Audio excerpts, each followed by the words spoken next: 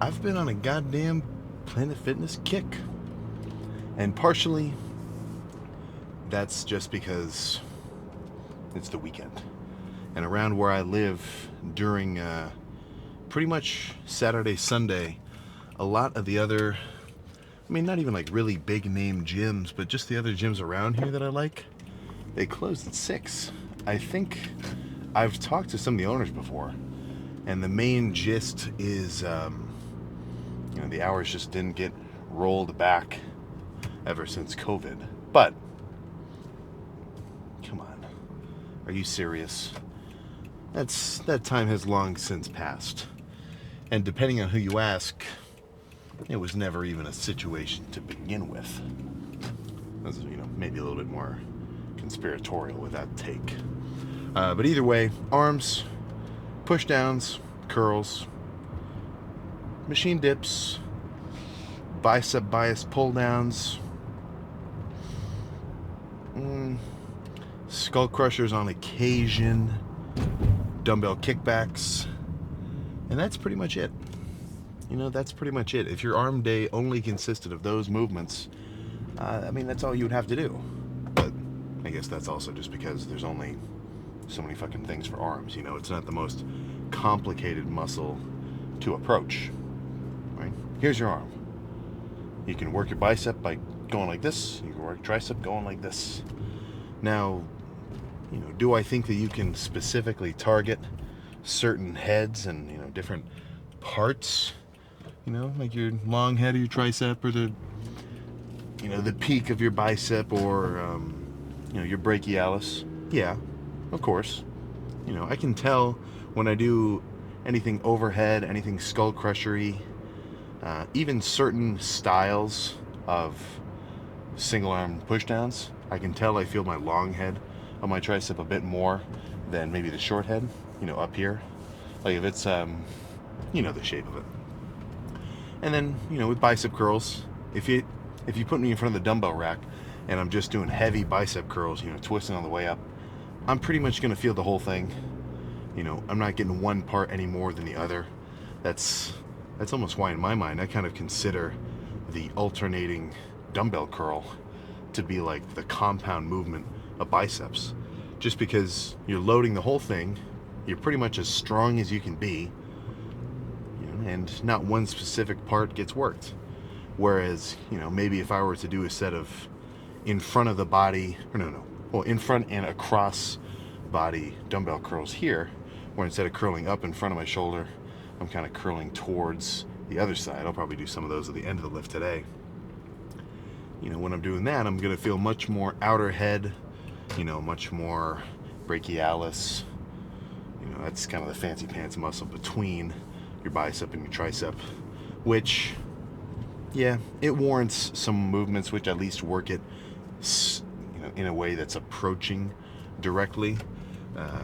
Usually I'm sort of prone to say, like, hit every part of your muscle reasonably evenly and you're good.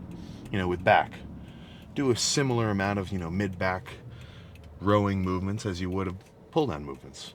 But definitely don't try to neglect the squeezing sensation on the outside of your bicep. It's not like you're ever gonna... There's no one in the world who can, like, only flex their brachialis. This tiny little thing right out here. It's not even fucking possible. But you can bias it by doing, for me at least, those dumbbell curls kind of in front of body this way, and straight bar curls. Straight bar curls do it for me. Cable or barbell. Typically cable, just because, free weights I pretty much prefer to overload with the dumbbells and then move on to, maybe more controlled squeezing sets on the cables. But as fancy and like complex as I made it sound just now, whatever, as long as you go in and your entire arm is wrecked in a good way, then you're good. I've had arm days where all I did was heavy ass straight bar push downs, 8 sets, and then move on to, dumbbell curls And it was just fucking another 8 sets of straight dumbbell curls. No drop sets, no intensifying reps, no nothing. And guess what? I had a fucking awesome arm day. To the point where I'm like, man, this is the way to do it. But lifts I have like that are not necessarily awesome all the time. It's really just, I'm in kind of a mood. I kind of get in the zone with that specific fucking movement, If you're going to fucking shoot some hoops on the court and you're just a demon from, the 3-point line on the right side, yeah, slam them. Okay, get your practice in, But sometimes you're off and maybe you're fucking I can't think of any other basketball plays. But if some days straight bar pushdowns really just feel like they're hitting me hard, I'll just do a ton of them. And maybe if I do 2 sets and I'm like, okay, I feel like I should move on, then move on to something else. That's a very intuitive approach, which I would say is kind of reserved for maybe after you've gotten the gist of all exercises. By now, I think I've pretty much done every tricep movement, at least most of the ones that can be done, and loaded my triceps in most of the ways that I or anyone else can think of. I'm talking push downs, extensions, overhead shit, close grip bench, skull crushers, machine dips. I've pretty much gotten the gist where I know what it all feels like. So when I walk into the gym and I'm warming up and I start my first working set, I kind of have a subconscious thought process from like, okay, straight bar feels trash. I'm not really getting that kind of satisfaction from the rep itself. I don't feel like everything's firing. Whereas maybe if I switch to a rope, the rope is fucking killer. So I also say maybe save the kind of intuitive approach to training for later on, because it makes progressive overload a bit trickier to track. Like now I kind of know how strong I am on everything, to the point where I know I'm pushing myself to like as much weight as I can do for my hard lower rep working sets. And as a beginner, that's a little trickier. You're going to want to be tracking things, or at least have a really good idea of like, okay, I did 185 for 10 on bench last week. I want to try 185 for 11 at least. Only once you've kind of developed a pretty serious amount of strength is when you can say like, all right, I know how strong I am on this and that, and then you just kind of know how hard to go in a sense. But long story short, arms are gonna get wrecked. I'll splice in tomorrow morning's breakfast at the end of this. I'm gonna be kind of busy tonight after this, so I'm not gonna record the meals, but I'll add some more treats in these little post-workout parts. Maybe an activity or two eventually. Not every time, but every couple at least. A million. I mean, at this rate, there's going to be a fucking 1,000 workouts. If they all finish with a 20-minute car talk, like, you don't have to tell me. I can sense the repetitiveness. But let's get arms started. Heavy, underhand, long D handle extensions. And I don't mean stack heavy, I mean stack with a 45 heavy. So this set won't be so, let's say, damaging from really holding the squeeze position. But the amount of tension in the reps, that's really the fucking hard part. And I think your sets can kind of bias either one of those two sets of stimulus at like kind of a, like this sort of level. If you're doing lighter weight, the tension is going to be lower, but your squeezing is going to be higher. And if you go heavier, you won't be able to hold the squeeze as much, but you'll have way more tension. So it's kind of give and take. A little bit of each usually adds up to a nuts pump, at least for me. Okay, gonna.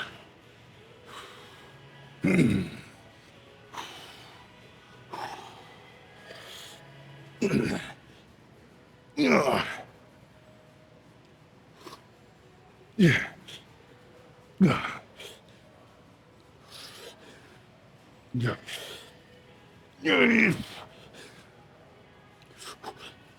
Yeah. Yeah. Oh,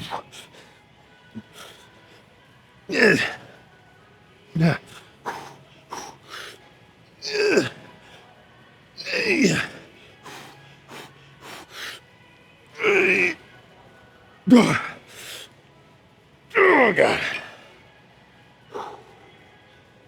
Okay. I think, what do I think, really? I was about to say I was going to move on to my next set of curls because I want to do a back and forth of like, curls, push downs for this arm day. Give me 1 second to decide. All right, I've decided. Single arm cable curls, only moderate weight, because sometimes, not every time, sometimes I have a crazy day, but usually dieted, it takes a few sets for me to really get in the groove. And I don't mean just a few warm-up sets, I mean even a few actual working sets before I can really feel, in as much as the bro science way to put it, like until I really feel the blood pumping into me. So, set here, kind of serving half as an activation, but I'm also gonna go as hard as I can on it. So, sometimes my first set, especially dieting, bulking, I have no problem fucking firing my muscles as hard as possible. But dieting, sometimes the first set will be kind of scrappy, just because I can just, something about the feeling of it, to the point where I don't even really count it as a real working set, and it just counts as like an activation set. But either way, I'm gonna go as hard as I can. Right arm first, since my right bicep is a touch behind.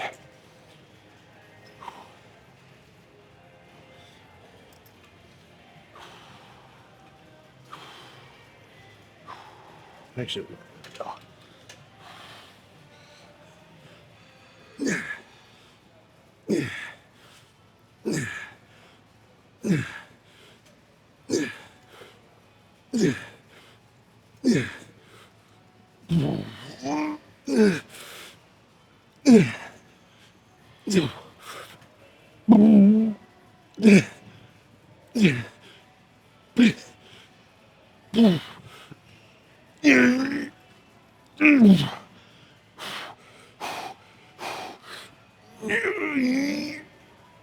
Oh my God.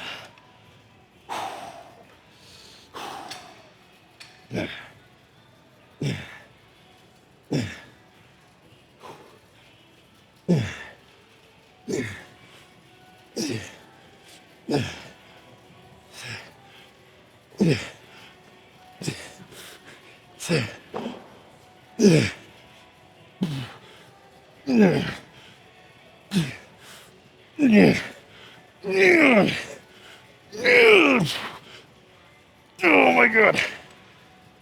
Okay. That was good. Let's, well, get used to it. Just gonna go back and forth between these two movements for a few more, and then pick some new shit.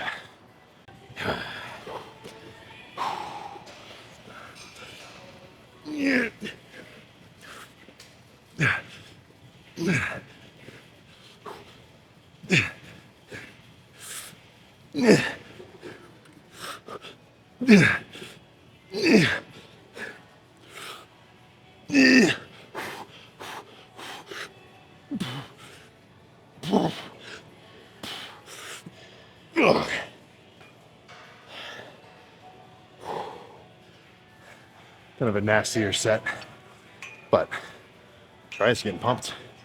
I'll change it up for the next one though.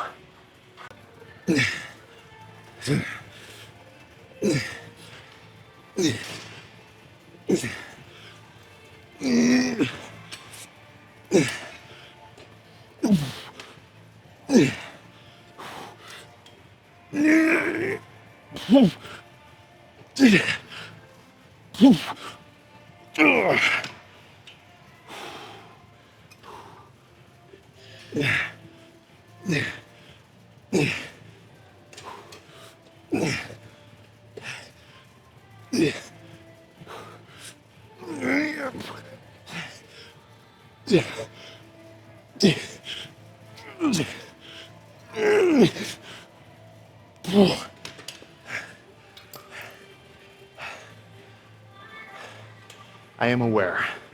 I am aware those were nasty and I'm kind of swaying a little bit. But if you felt my biceps, you might not be so quick to critique. More push downs. So same weight, you know, stacked plate, heavy, but one change, going overhand instead of underhand. Which, I don't know if you've ever done this kind of movement with these really long D handles. Well, look at this. With these really long D handles, but you are much weaker this way than you are this way. So even though it's the same weight, switching from doing the reps like this to now like this, I'll be able to manage the weight a little bit more.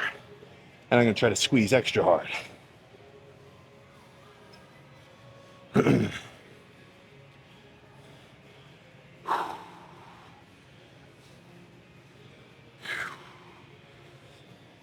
Yeah. Yeah. Yeah. Yeah. Yeah. Yeah. Yeah. Yeah. Yeah. Yeah. Let's drop the plate. Come on, get.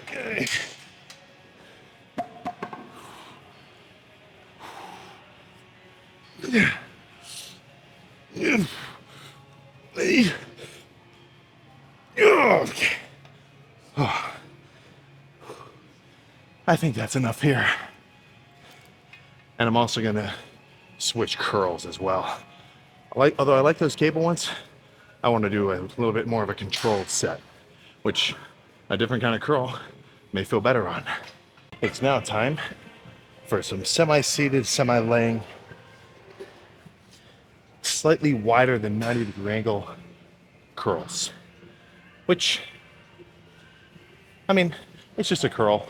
I was saying this in the car, no matter what you're doing, preacher, dumbbell, cable, you are just going from here to here, but there are minor to sometimes major changing in feeling.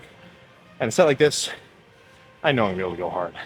I'll try to squeeze it for a solid second while I'm strong, but as the set progresses and I'm like, well, weaker, I'm gonna get a little nastier with them.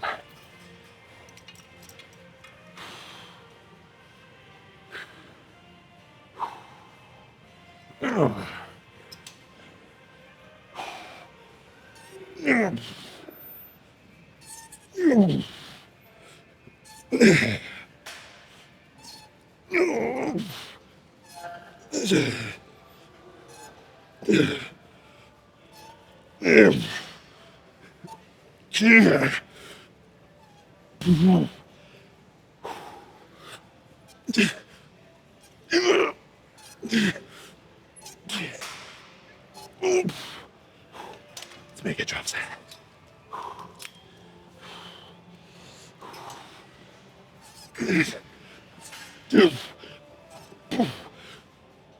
Okay. One more of these. This next one will just be nasty from the start. Time for a set of heavy machine dips. Well, at least as heavy as the stack allows.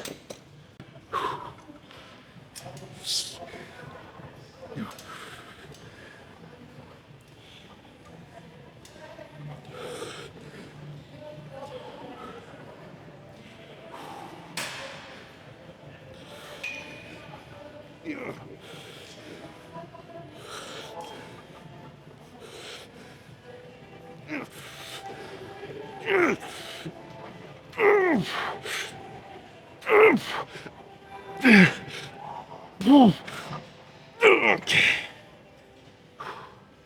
Back to curls. Whew.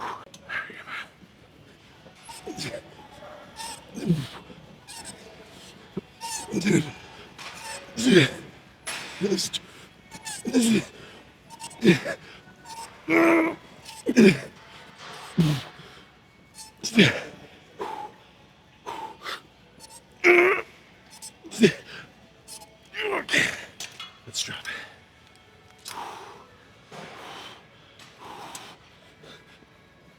Okay.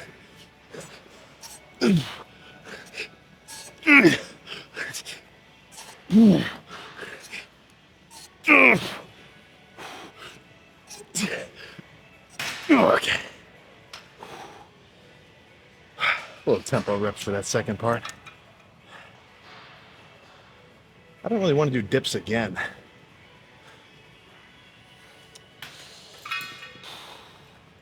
Let me think what's next tricep wise. I've made my choice. So any perfectly well executed reps, moderate light fans are gonna love this one. 30 pounds, single arm, really hold it for a second, and then up slow. Now at the end, like the last 5 reps, I may get kind of nasty with a few, but that's just to kind of, oh, this is a fucking intensifier. But single arm, probably at least one here. Maybe a few, you know, who knows? And hold on right there. There we go.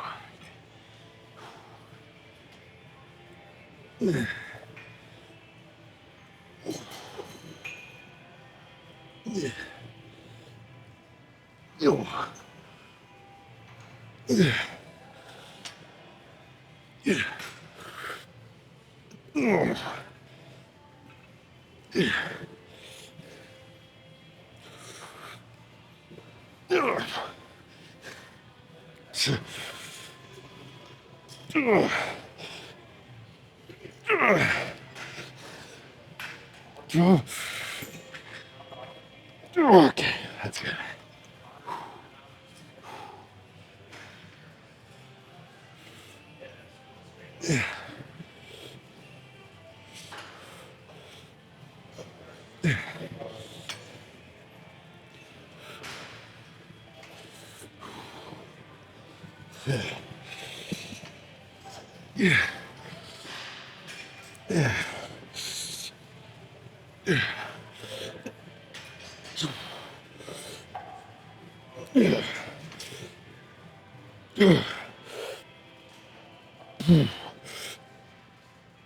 Okay.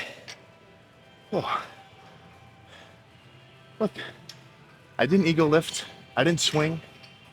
It's a good set. I like sets like this, but if this is the style of set you do every set of every workout, I think you're giving up serious gains by not doing your hard, heavy sets. But I do like them, just, you know, in moderation. 60-pound dumbbell curls, inbound.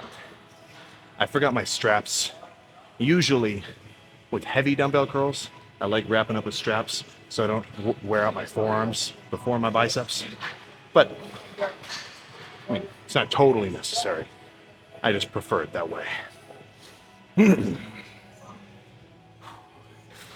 These will be controlled reps also.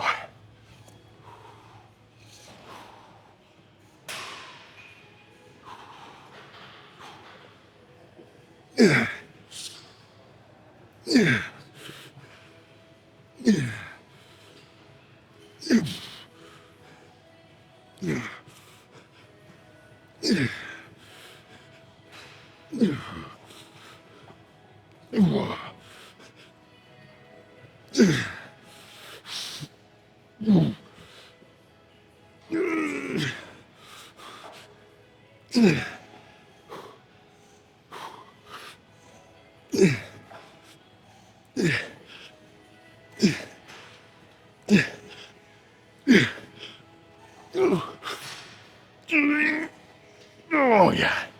Holy shit. Oh, fuck. Overestimated my strength a little bit there. So that's actually a perfect example of this fucking statement. But if you ever overestimate how many reps you're gonna get on curls, don't just drop them. I mean, you could drop the weight and do a drop set, or, all right, hammer curls, get a little forearm assistance. Either way, make sure you go hard. Let's move on to, we're nearly done. Let's do some more triceps though. I'm about due for some rope action. I feel like I hardly ever do light squeezing sets of the rope. And after one feeler rep, I really felt like I was, well, squeezing something. So let's get a basic one here.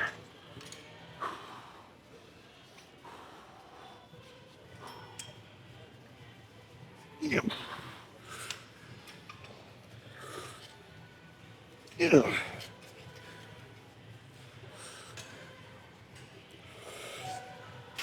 Yeah.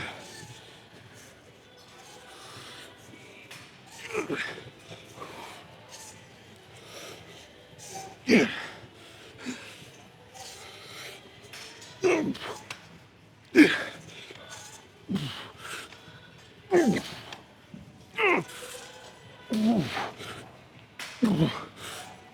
Okay.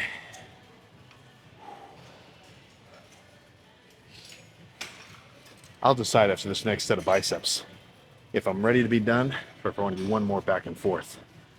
I haven't been even counting how many sets I'm doing. I'm just kind of going until I feel satisfactorily fatigued.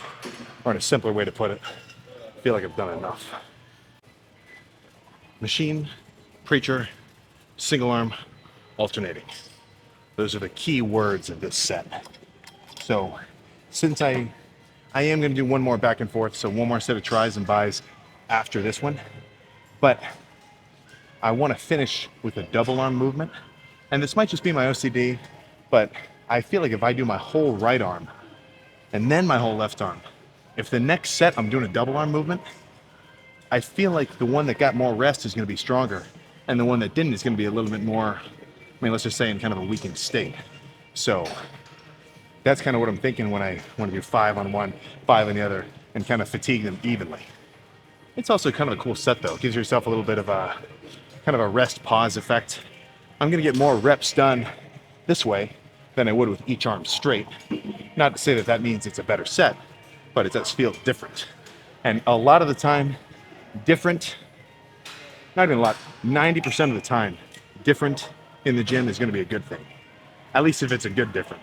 If it's a pinching, tender pain in your joints, that's a bad different. That's the 10%. But one here, decent weight, but nothing too crazy. This is definitely more of a squeeze bias set. And we're almost done. I'm excited to check the arm pump. I was about to say 2 and also at the same time. I'm excited to be pumped. That's obvious.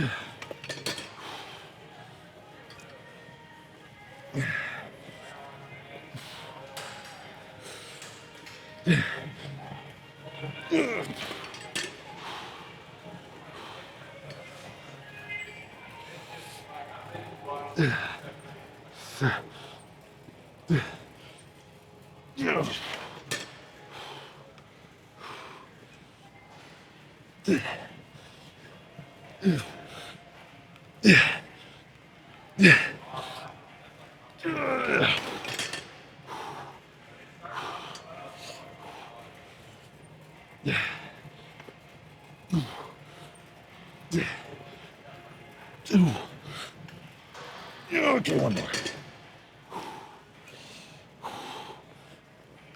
Yeah.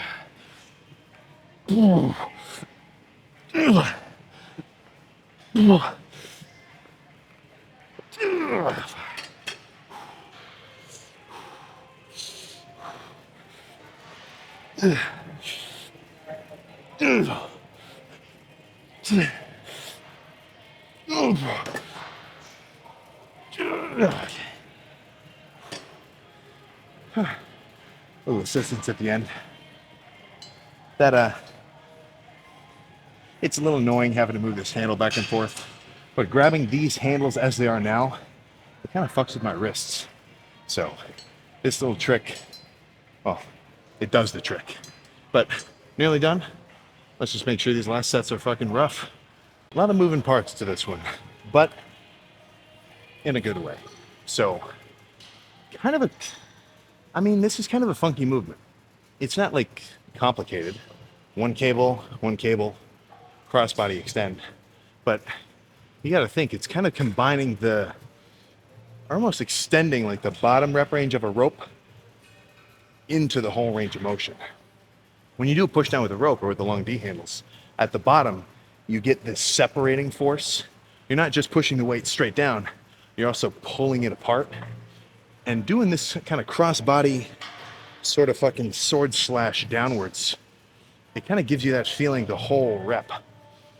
And not even thinking about it so, complicated way, or in such a complicated way, it feels good. So 35s, which for these is pretty fucking heavy. Drop it to 20s or 15, burnout. And then similar drop set for buys, and that'll be it.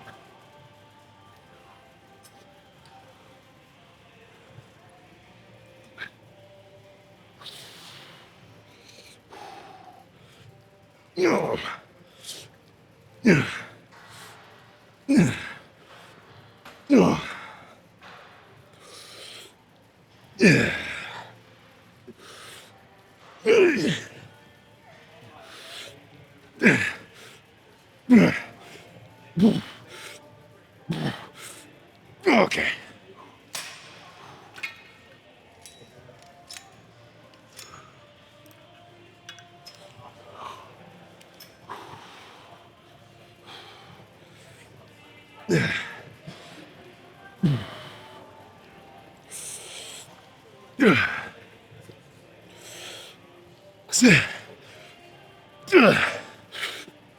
Okay. Okay. One more bicep superset, super slash drop set you'll see, and then all done. I have a plan. It's to curl the 50s to failure, drop them, and then burn out with the 60-pound easy bar.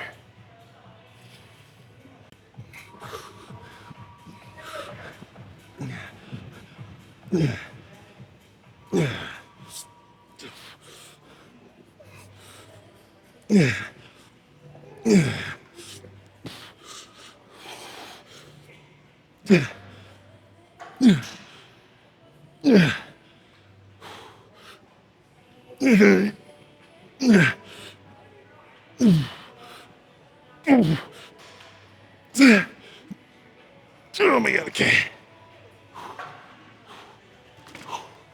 Okay.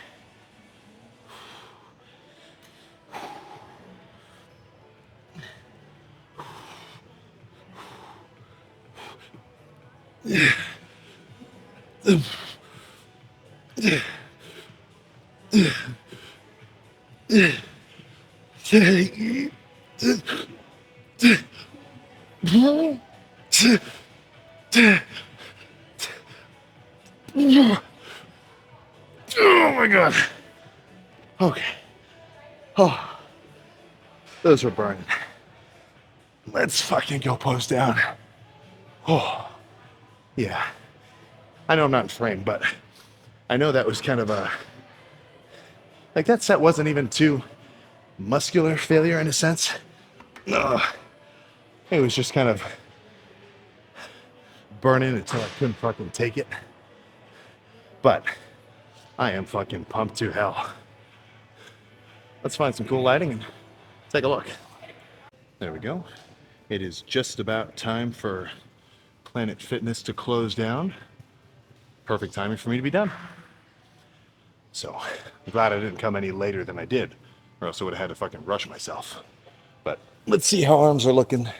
Fully pumped. Not just all buys, not just all tries, but both fully pumped up at once. And guess what? No surprise there. They look pretty fucking sick. Let's zoom in just a touch more. Oh yeah. All right. You tell me. You tell me how these things are looking.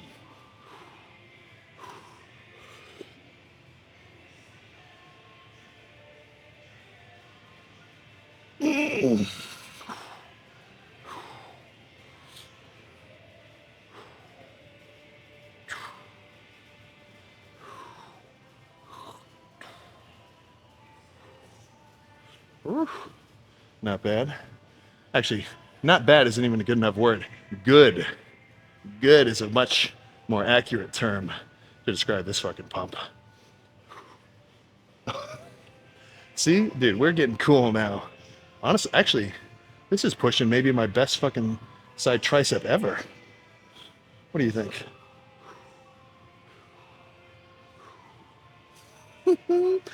That's a good one. That is a very good one.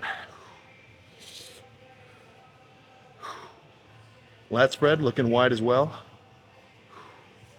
That's the crucifix. Oh shit. I mean, this is just fucking awesome. Oh. Finish off with the most muscular, and then we can really be on our way. All right, let's get in the car and discuss. All right. It is now time for a meal. For a cheeky little meal of some variety. I haven't really eaten much today. I was kind of gone for like a good chunk of it. I was at Mr. Mark Sulik, little bro. He had a golf tournament that I was watching over at Denison, if you know what I'm talking about there. So that's pretty cool. I was dying to see a hole-in-one. But that's pretty fucking tricky. Pretty fucking tricky. But that was fun. It was a whole family outing. My sister was there, I was there, parents were there, all watching little bro. It's kind of rare, you know, as you get older, and let's say you're a high school demographic. You know, if you're in my 25 plus demographic, then you already know this. But you know, the older you get, you know, family time gets more sparse, right? Of course, in high school, you're with them 24/7, sometimes to the point where it's a little bit too much, you know. But once everybody starts moving out and you're all doing your own stuff and you're busy with starting your own life, you know, don't try not to go too far from home. At least as long as you got solid relations, right? If you fucking if for whatever reason you get kind of a rough relationship, maybe it's better to protect your peace. But either way, fun family day for me. And now I get to go home and make a steak, have some. Actually, no, I lied. I did have some food. After we watched the golf tournament, we stopped and we got some Mexican food, and I had a big ass plate of everything. Not of everything. It was like a little kind of a rice, beans, steak, shrimp, guacamole, lettuce, sort of looking, really just like a Chipotle bowl, basically. And that was a good chunk of calories. And the restaurant didn't have the macros written out on the menu, which rarely they do. So that's where having a little bit of a good eye for, you know, calories and carbs and fats and proteins and amounts will help you. Because as an experienced macro tracker, you can put a meal in front of me and I can basically prices right it, like, okay, that's about 40 grams of carbs worth of rice. Yeah, that's about 25 grams of fat worth of guacamole. Right there, that's about 30 grams of protein worth of steak. Maybe, yeah, only 4 pieces of shrimp. It's about 10 grams of shrimp protein. You know, you get an eye for that sort of thing. So even if you're eating food which isn't like necessarily bodybuilding / macro tracking like ideal, you can still guesstimate it with a pretty, I mean, depending on how long you've tracked your shit for, you can have a pretty good eye for that sort of thing and be able to guess with pretty close to how much shit you're actually eating. Which, of course, bulking or cutting is fucking, well, that information's fucking invaluable, you know? I was just talking to somebody as we were walking out of the Planet Fitness. I literally just finished talking to him and I forget his name already. That's kind of how the gym goes anyway. But, you know, I'm talking like, you know, I got my 3,000 calorie limit for the day, and as long as I stay under it, I'm going to be able to trim down. And, you know, if you go over your deficit into maintenance calories / you know, surplus calorie territory, then for that day, it's not necessarily conducive to dieting. Now, a refeed, That's its own thing. You know, I'm not, I don't really plan refeeds. Sometimes they just kind of happen. It's sort of how I plan, or it's sort of how I go about my rest days. If I need it, I'll take one. You know, if I can tell I'm like, let's say tomorrow I'm going to have a leg day, which I do. I do have legs tomorrow. And let's say I wake up, do my cardio, get back home, and I can tell like I feel weak. Not like, you know, muscularly fatigued weak, like my quads are still sore, but I can tell I'm feeling extra lethargic. You know, extra just kind of tired, kind of low energy.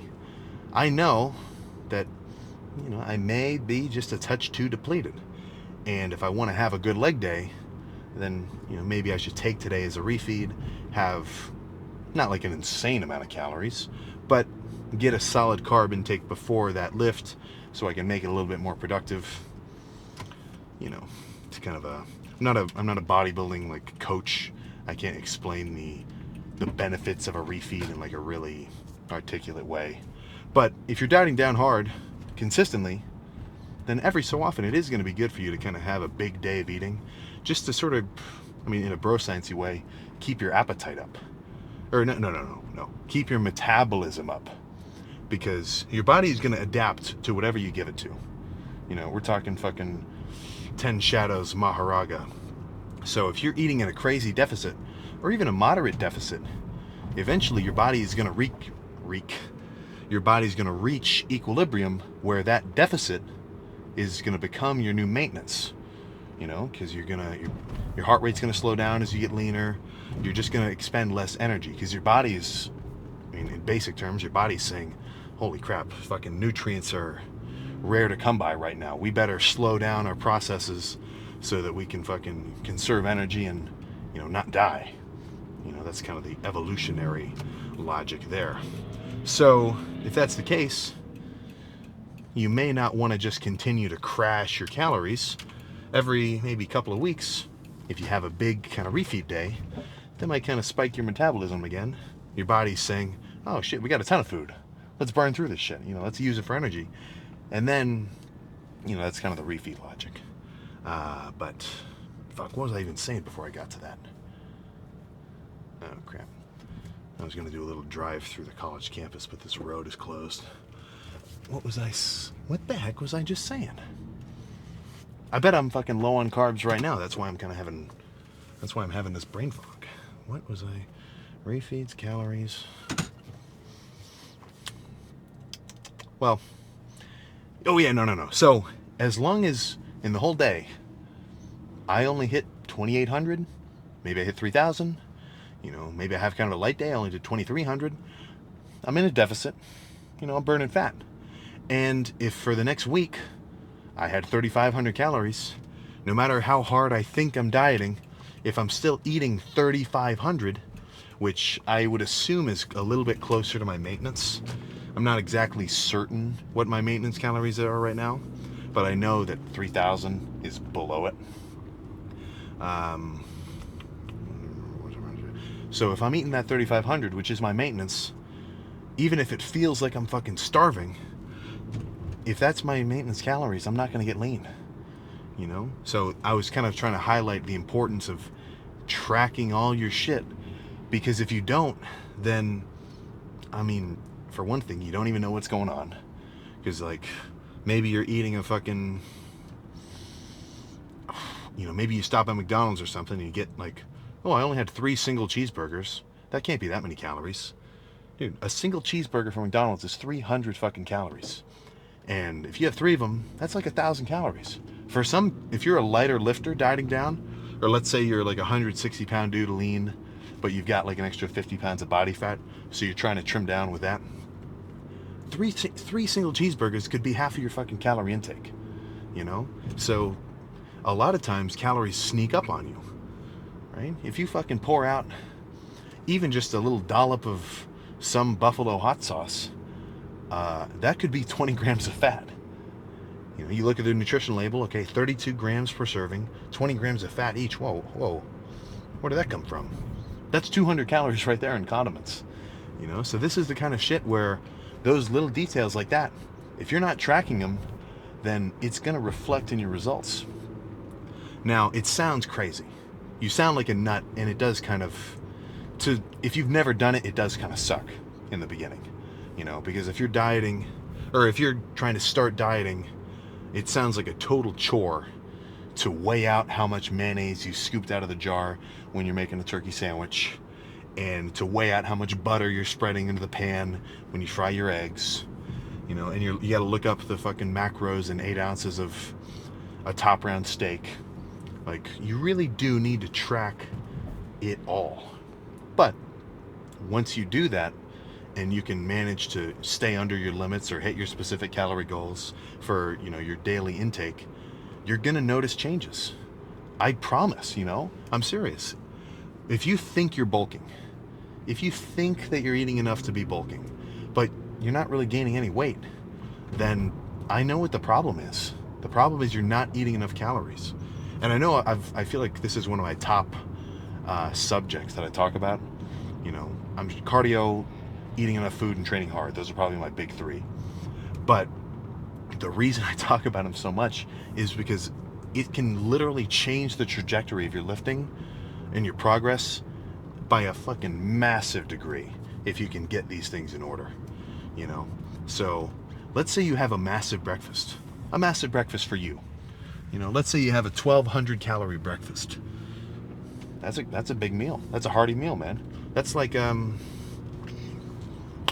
don't know if I can describe a 1,200 calorie breakfast just off the top of my head. Maybe 6 whole eggs scrambled, bowl of cereal, a little bit of toast and some butter on it. Maybe a big bowl of cereal. But yeah, that's something like that. A big breakfast. Yeah, that could be 1,200 calories right there. And that's a really good start. Little side note, if you're bulking up, the bigger of a breakfast you can have, the better. Because it's going to make the rest of your day, you're kind of starting your day off with a head start calorie-wise.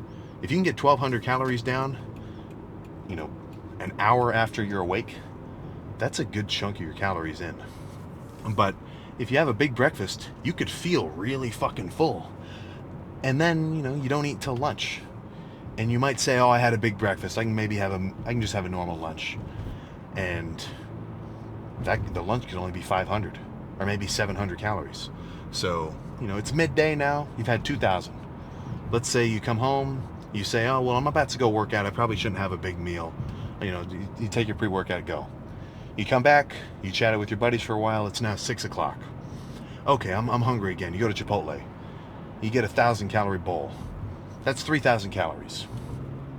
And you're like, maybe you have some leftovers, you bring it home, you finish them off, and then you end up going to sleep. Like, 3,000 calories, if you're a beginner, that's going to be enough. But, and that's just an example. I maybe overestimated a little. But what I'm trying to say is, that could be what feels like a lot of food. Oh, I'm totally about to run this red light. Well, that could feel like a lot of food. But if your maintenance is maybe 3,200, if you're already like a 180 pounder and you're lifting hard, 3,200, that's not going to do it for you. You can, if you're just trying to maintain for a while and you are making steady month-to-month gains, then you're good. But it's not enough. And that's a good day.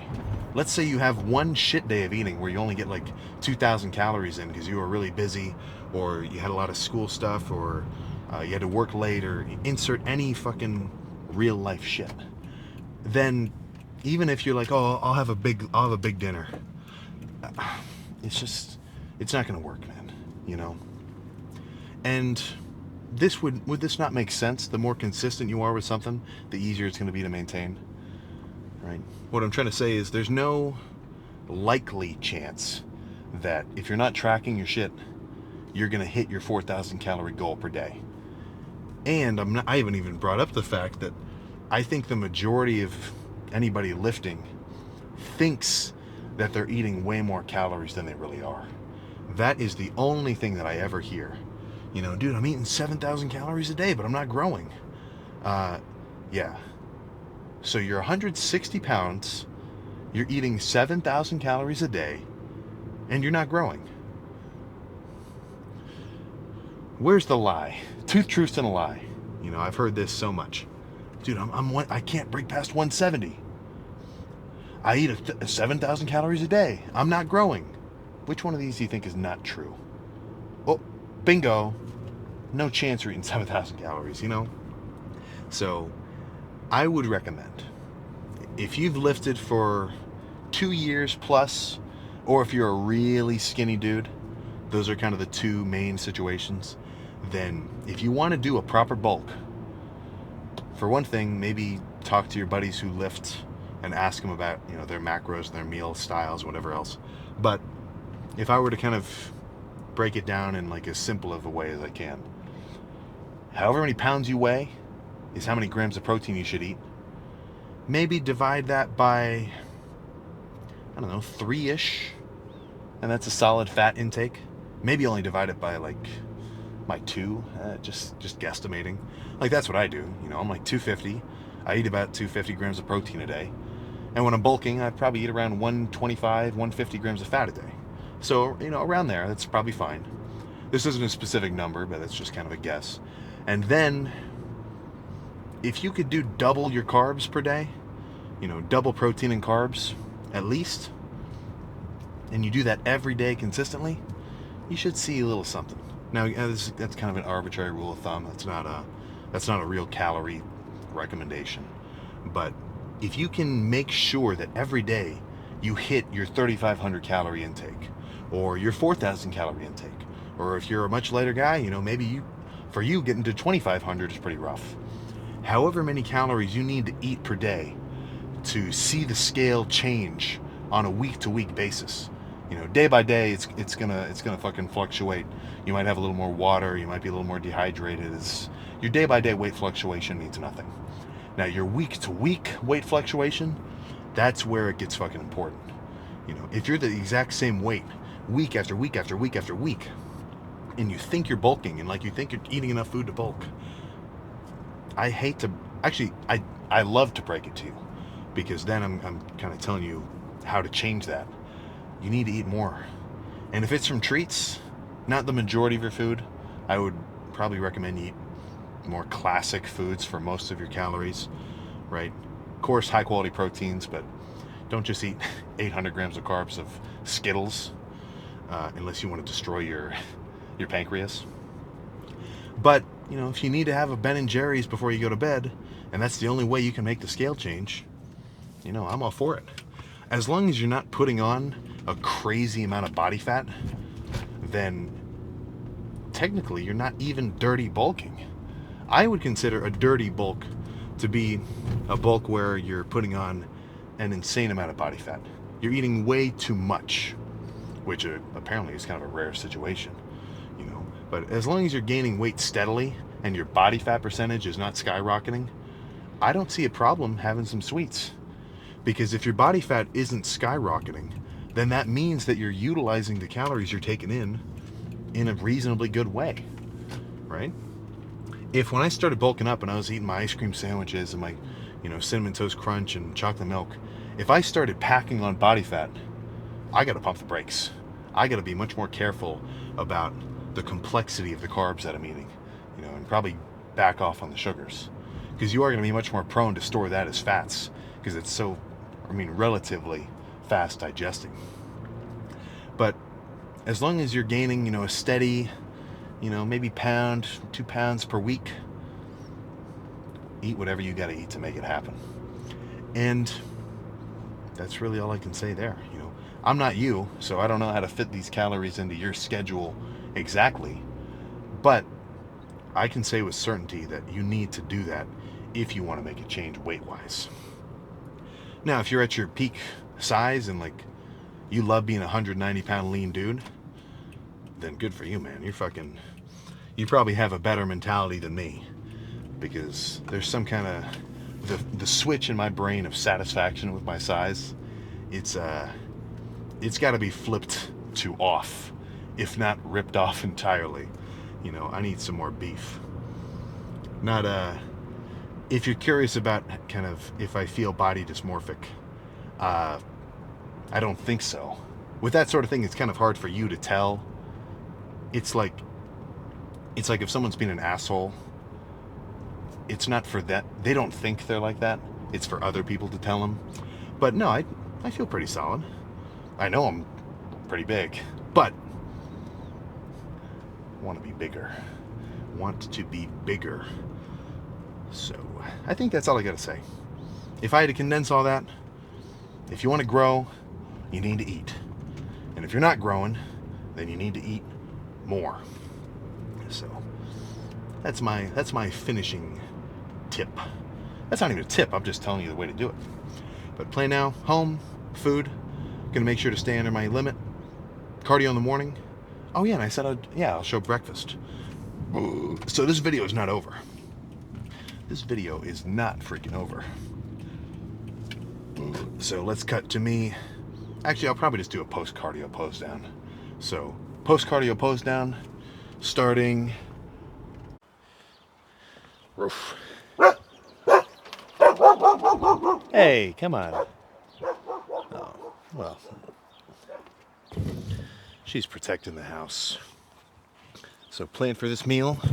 Not necessarily what you'd call typical. Well, I mean, the steak's pretty basic, you know. Just 8 ounces of sirloin? I don't remember. It was fucking fatty, though. To the point where this is a good chunk of my fucking, let's call it triglyceride intake for the day. Right, I'm talking 30 grams plus the 5 or probably even more like 10 that it absorbed in the cooking process.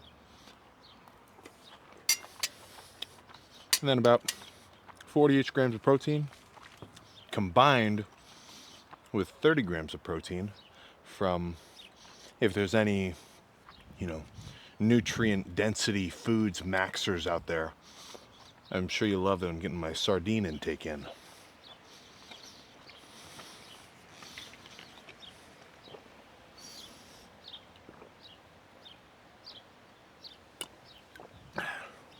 So that's combined with just a sugar-free electrolyte drink. No carbs. Sam, what the hell? Where'd the carbs go? Kind of had a big carb breakfast. So I've already had, that was the next day, but let me try to remember. Actually, I don't even remember. I can just look at it. Yeah, I've already had 180 grams of carbs for the day. And I've only got 300 to work with. So 100 of those came from 6 Eggo waffles this morning for breakfast, which, as long as I stay under my calorie limits, I've got no problem with. And of course, if I did it, that means I like it. But now that it's later in the day, I am going to be a little bit more sparse with what I'm eating and kind of just bias the proteins. And speaking of the protein itself, I'm much more inclined to eat my proteins when I'm bulking up. No. When I'm dieting down, just because, if you're limiting your calories, you want to make all the food that you're eating as filling and satisfying as possible.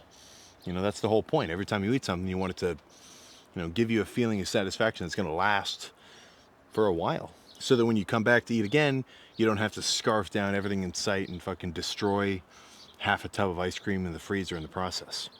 So I'm almost always going to make kind of a fancy something or other, be it, steak, have some sardines. I should start oh man. I did this all the time. I don't know why I stopped. I would get sushi grade tuna, which, for me, I love. I don't get a fishy taste or anything at all. I'm talking 8 ounces, 10 ounces, just fucking dip in soy sauce, sashimi style. It's fucking sweet. And then getting a little bit more fucking food science complicated with it, you can make a protein powder pancake.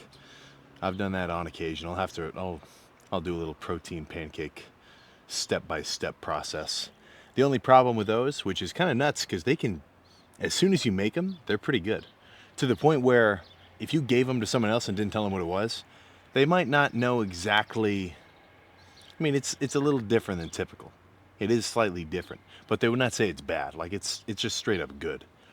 But you can't save them for later. It's not something you can really prep, because when you make them and you leave them in the fridge to cool down, it transforms, it just like, it just rubbers up, and then you try to, it sucks.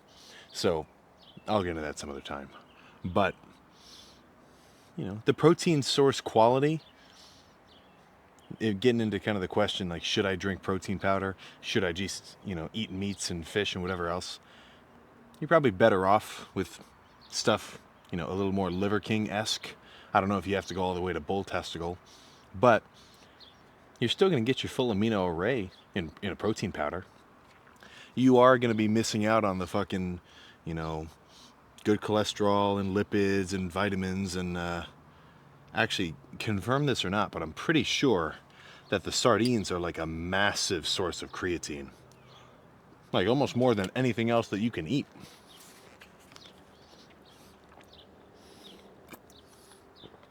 Plus, omega-3s out the wazoo. The only downside is they're smelly. Some people don't really care for how they taste. So, to each their own.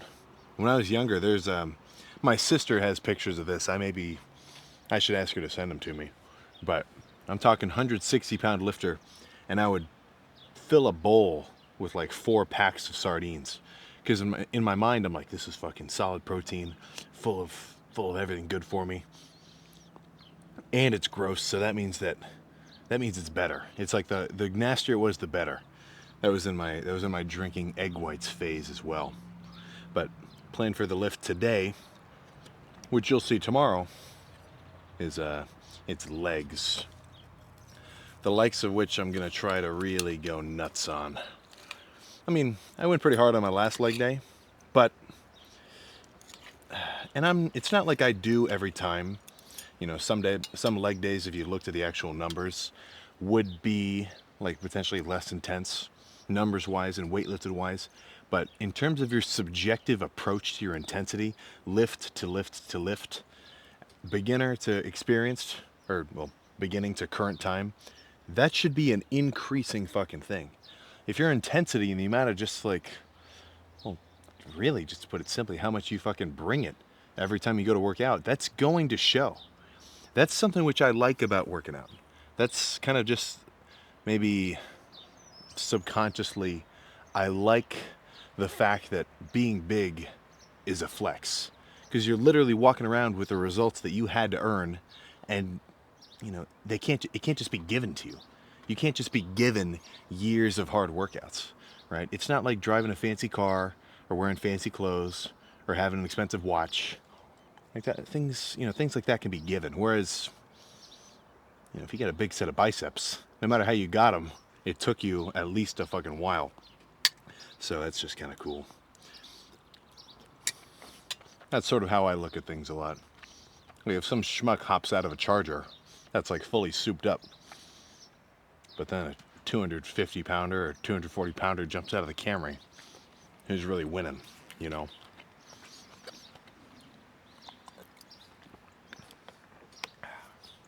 Sorry for the ASMR. I forgot that the mic was right on my head as I was eating these. But 70-ish grams of protein. Good. I mean, literally 40 fucking grams of fat right here. A big chunk for my whole day, which is maybe not awesome, but I was a little behind on my protein intake. So that's it. Eat your sardines, eat your steaks, drink your electrolytes. What else can I say? Now let's throw the dog a ball.